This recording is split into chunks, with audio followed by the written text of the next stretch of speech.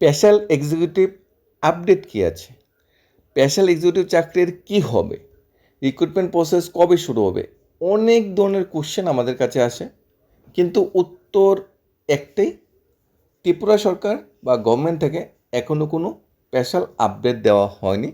তবে যতটুক ধারণা করা যাচ্ছে আইনি দিকগুলি সবগুলি বিচার বিবেচনা করে এই বছর পুরো প্রসেস কমপ্লিট করার চিন্তাভাবনা করছে এবং 2028 নির্বাচনের পূর্বে বিরাট বড় একটা ট্রাম্প কার্ড বর্তমান সরকার খেলতে চাইছে। কিন্তু কোশ্চেন বা ডাউট তো থেকেই থাকে। সেই কোশ্চেন ডাউট নিয়ে একটা আর্টিকেল এসেছে, সেটা দেখার পর অবশ্যই ক্যান্ডিডেটের যে কনফিউশন ডাউট অনেকটা দূর হবে এবং যে আশা বা ভরসা কবে রিক্রুটমেন্ট প্রসেস শুরু হবে, কবে শেষ হবে, সেটাও কিছুটা হলো ক্লিয়ার হবে। 4 বছরে এই নিয়ে 3বার ফর্ম ফিল আপ করা হয়। 2022 সালে একবার ফর্ম ফিল আপ হয়েছে, 2023 সালে একবার ফর্ম ফিল আপ হয়েছে, 2026 সনে আবার ফর্ম ফিল আপ হয়েছে। কিন্তু দেখা গিয়েছে আগে দুইবার যে ফর্ম ফিল আপ হয়েছিল সেই রিক্রুটমেন্ট প্রসেসটা বাতিল করা হয়েছে এবং নতুন যে ফর্ম ফিল আপ হয়েছে সেই রিক্রুটমেন্ট প্রসেসের উপর ক্যান্ডিডেটরা কোশ্চেন তুলছে। কারণ ত্রিপুরা পুলিশের 6367 স্পেশালিস্ট পদে নিয়োগ নিয়ে অনিশ্চয়তায় ভুগছে আবেদনকারীরা।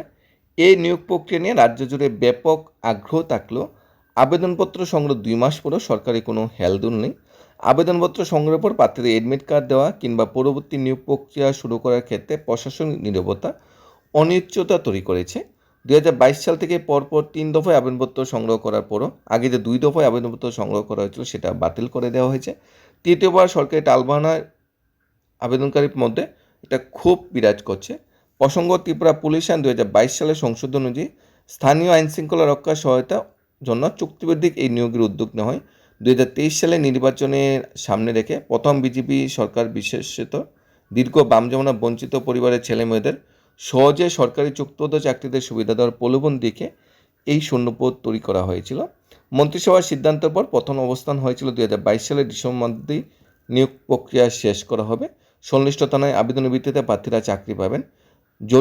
দলীয় সূত্রে যেটা দাবি ছিল, এই নিয়োগ প্রক্রিয়া সদলীয় বেকারদের মধ্যে যাদের পরীক্ষা দিয়ে নিয়মিত চাকরি পাওয়ার যোগ্যতা নেই তাদেরকে সহজে চুক্তিবদ্ধ চাকরি দেওয়ার প্রাধান্য দেওয়া হবে।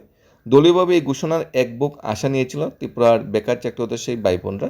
কিন্তু দেখা গিয়েছে 2022 সালে তো দূরের কথা, 2023 সালে বিধানসভা নির্বাচন, 2023 সালে দ্বিতীয় বিজেপি সরকার, 2024 সালে লোকসভা নির্বাচন, পঞ্চায়েত নির্বাচন, সব কিছু শেষ, কিন্তু এখনও রিক্রুটমেন্ট প্রসেসটা রাজ্য সরকার কমপ্লিট করতে পারছে না। এর মধ্যে কিন্তু টিটিডিসির যে জেলা পরিষদ নির্বাচনও কিন্তু শেষ হয়ে গিয়েছে। তবে গোটা করে একবার মৌখিক পরীক্ষা নেওয়া হয়েছিল, যেটা পরে বাতিল করা হয়েছে। গোটা করে মন্ত্রিসভার সিদ্ধান্ত বেতন 11,000 থেকে 13,000 টাকা করা হয়েছে, কিন্তু তার ফলস্বরূপ যে নিয়োগ সেটা কিন্তু কোনোভাবেই শেষ হচ্ছে না। দুই দফায় পর্যটন মন্ত্রী সুশান্ত চৌধুরী এবং পরিবর্তন মুখ্যমন্ত্রী নিজেই খুব শীঘ্রই এই পদে নিয়োগ প্রক্রিয়া সম্পন্ন করা হবে বলে ঘোষণা করেছিল। তখনও আশায় বুক বাঁধে চাকরিপ্রার্থীরা। কিন্তু মুখ্যমন্ত্রীর ঘোষণার পরও, মাননীয় মন্ত্রী সুশান্ত চৌধুরী ঘোষণার পরও, মাননীয় মন্ত্রী টিঙ্কুরায় ঘোষণার পরও পুলিশ এক্সিকিউটিভ পদে নিয়োগের যে প্রসেস সেটা শেষ করা হয়নি। কিন্তু দূরের কথা যে নিয়োগ প্রসেস শেষ করা, হঠাৎ করে 2026 সালে রাজ্য সরকার পুরো নিয়োগ প্রক্রিয়াকে বাতিল করে দেয়। নতুন করে নিয়োগের জন্য বিজ্ঞাপনও দেওয়া হয়। দলীয়ভাবে জানানো হয় আইনি জটিলতার কারণে নিয়োগ প্রক্রিয়া বাতিল করে দেওয়া হয়েছে। তৃতীয়বার বেকারদের মাঝে একটা উৎসাহ জাগে যে আবার আবেদনপত্র জমাতে হবে, নির্দিষ্ট নিয়ম মেনে নিয়োগ প্রক্রিয়া সম্পন্ন করা হবে। কিন্তু তৃতীয় দফায় আবেদনপত্র জমা নেওয়ার পরও 2 মাস যাবৎ তীর্থের কাকের মতো বসে আছে আবেদনকারীরা। তারা অপেক্ষায় করছে যে কবে তাদের এডমিট কার্ড দেওয়া হবে, কবে পরীক্ষার মাধ্যমে অতি শীঘ্র, পরীক্ষা তো হবেই না, এখানে ভাইবার মাধ্যমে নিয়োগ প্রসেস কমপ্লিট হবে, ফিজিক্যাল ফিটনেস হতে পারে। অনেকে এদের মধ্যে প্রস্তুতি নিয়েছে, কিন্তু তৃতীয় দফায় আবেদনপত্র নেওয়ার পরও সরকার উদাসীনতায় ফের একবার বেকারদের মাঝে হতাশা তৈরি হয়েছে। কেন গত 2 মাস আগে এই নিয়োগ প্রক্রিয়া বাতিল করে দেওয়া হয়েছিল, কেন মুখ্যমন্ত্রী নতুন করে নিয়োগ প্রক্রিয়া শুরু করেছে, কার গাফিলতি ছিল এবং কী ভুল করেছিল তৎকালীন বর্তমান সরকার যে নিয়োগ প্রসেসটা বাতিল করে দেওয়া হয়েছে। এই নিয়োগ প্রসেসটা যখন শুরু হয় তখন ত্রিপুরার যে মুখ্যমন্ত্রী ছিল ডক্টর মানিক শাহ, এই নিয়োগ প্রসেসটা যখন বাতিল হয় তখনও ত্রিপুরার যে মুখ্যমন্ত্রী ছিল ডক্টর মানিক শাহ। এই নিয়োগ প্রসেসটা যখন শুরু হয় তখন মন্ত্রিসভার সিদ্ধান্তের কথা জানিয়েছে মাননীয় মন্ত্রী সুশান্ত চৌধুরী। এই নিয়োগ প্রক্রিয়া যখন বাতিল করে নতুন আবার নিয়োগ প্রক্রিয়া শুরু হয় তখন কিন্তু সাংবাদিক সম্মেলনে জানিয়েছে মাননীয় মন্ত্রী সুশান্ত চৌধুরী।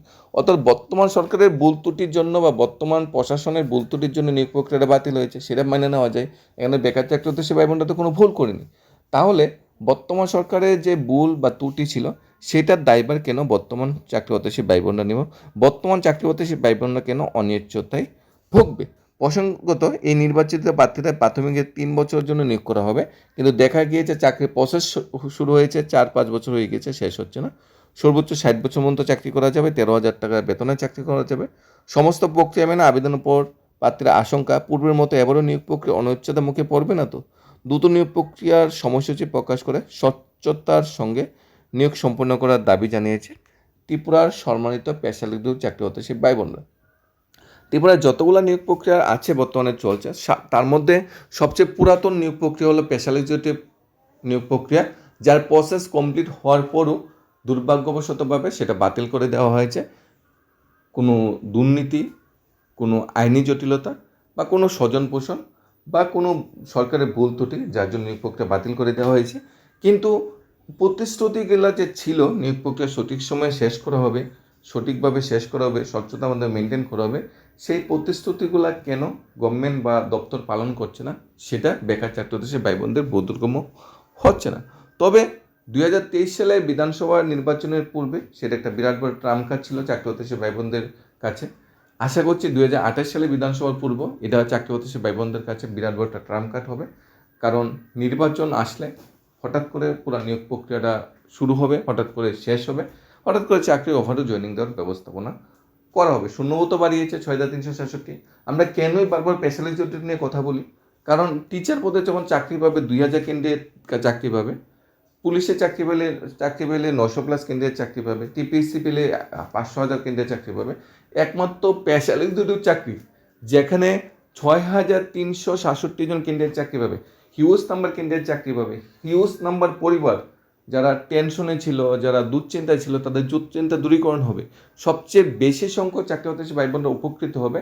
এবং যারা রিটেন এক্সামকে ভয় পায় বা রিটেন এক্সামের মাধ্যমে চাকরি পাওয়ার প্রবাবিলিটি থাকে না, তাদের মধ্যে একটা খুশির বাতাবরণ তৈরি হবে যে সরকার আমাদের জন্য কিছু একটা করেছে। আশা করছি সরকার বা দপ্তর এ বিষয়ে একটা সঠিক পরিকল্পনা নেবে এবং 2022 সালে যে অধ্যায়টা সেটা 2026 সালে শেষ করবে। 2022 সালে যে প্রথম পাতাটা লেখা হয়েছিল, যেটা 2026 সাল অন্তিম পাতাটা লেখা হবে, কেননা সরকারের প্রতিশ্রুতি ছিল, সরকার তার প্রতিশ্রুতি পালন করতে বাধ্য। ধন্যবাদ।